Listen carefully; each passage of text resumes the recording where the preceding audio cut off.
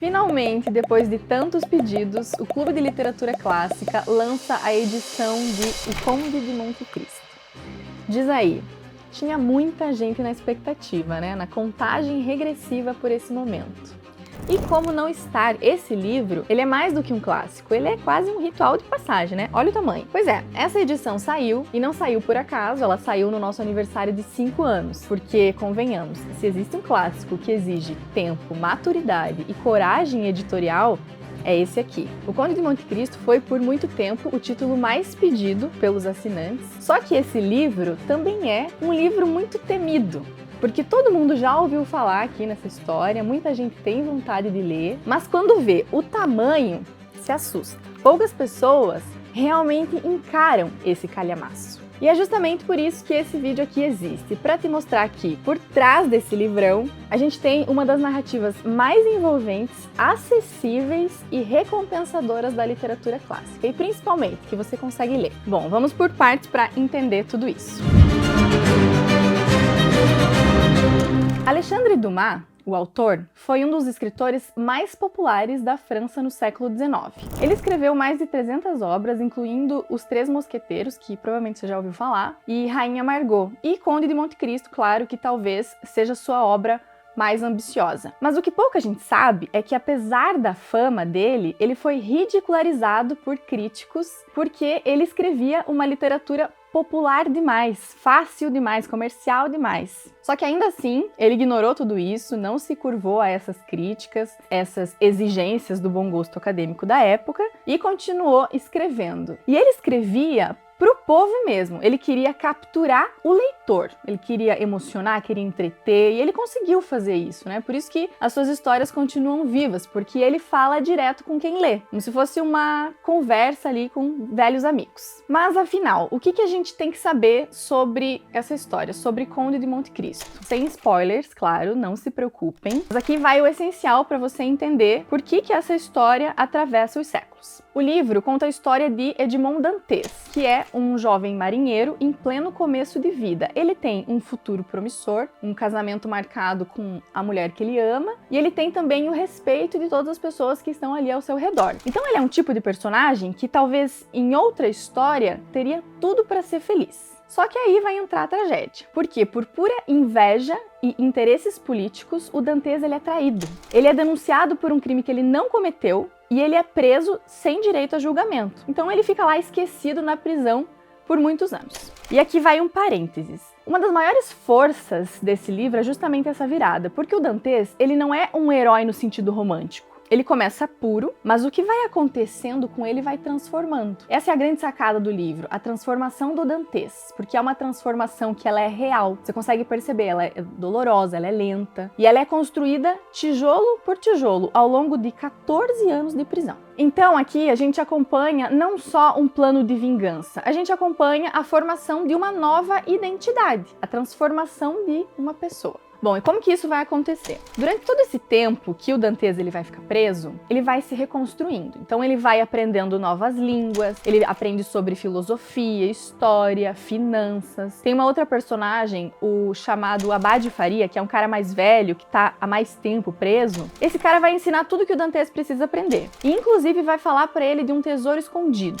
E a partir desse contato, o Dantes então vai traçar um plano que se torna possível quando ele finalmente consegue escapar da prisão. A partir disso, então, com muito dinheiro, ele vai assumir uma nova identidade, o enigmático e poderosíssimo Conde de Monte Cristo. Chegando até aqui, você deve pensar como eu, né? Nossa, essa história tem o pitch perfeito. Um homem com um trauma, com recursos financeiros, com uma inteligência acima da média e uma missão, fazer justiça com as próprias mãos. Quase um Batman do século XIX, só que com disfarces mais elegantes e um senso de timing absolutamente mortal. E aqui é onde muita gente para e pensa, então ele agora vai voltar pra lá e vai se vingar de todo mundo que fez ele sofrer, né?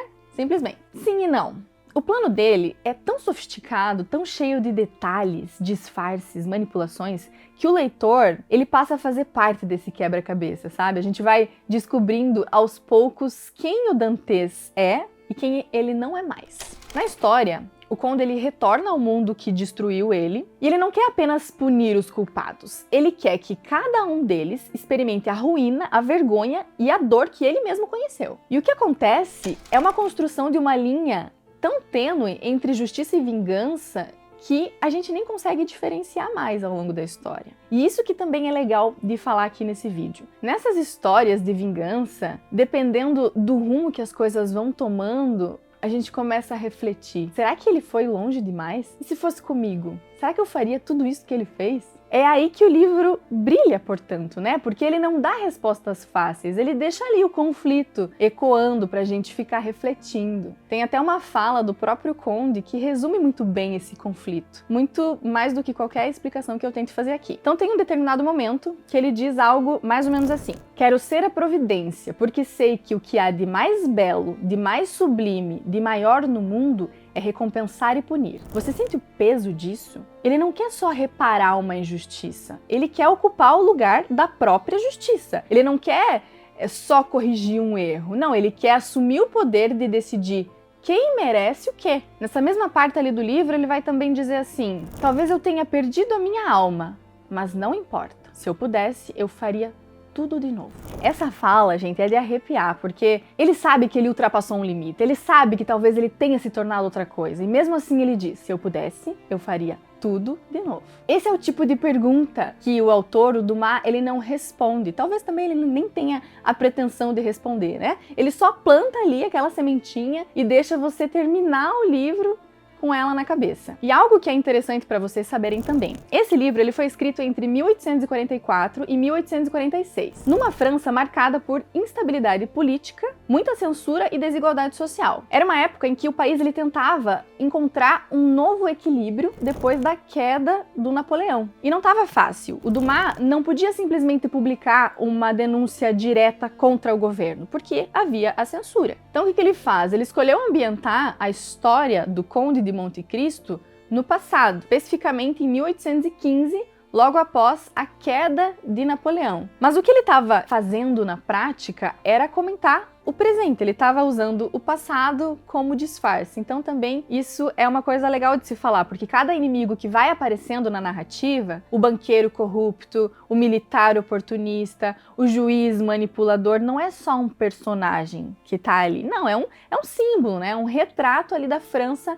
real do século XIX. É como se quisesse dizer, ó, já que eu não posso sair panfletando por aí, eu vou denunciar no meu romance. Então eu imagino, nessa lógica, que ler Conde de Monte Cristo, lá naquela época, devia ser tipo uma catarse, né? De ver pelo menos ali, na ficção, alguma coisa que as pessoas queriam ver na vida real. A queda dos intocáveis. Mas trazendo para o nosso mundo, né? Nosso mundo de leitores brasileiros do século XXI, como seria ler essa obra agora, né? Como que a gente encararia esse calhamaço? Bom, aqui vai uma sugestão, uma ideia para você se sentir incentivado a ler O Conde de Monte Cristo. Talvez seja importante você entender como esse livro chegou nas pessoas. Ele não foi lançado de uma só vez. Ele foi publicado originalmente em forma de folhetim, ou seja, capítulo por capítulo em um jornal. Isso significa que no século XIX as pessoas elas liam essa história como se fosse uma série da Netflix, só que em preto e branco e papel jornal. Então a cada semana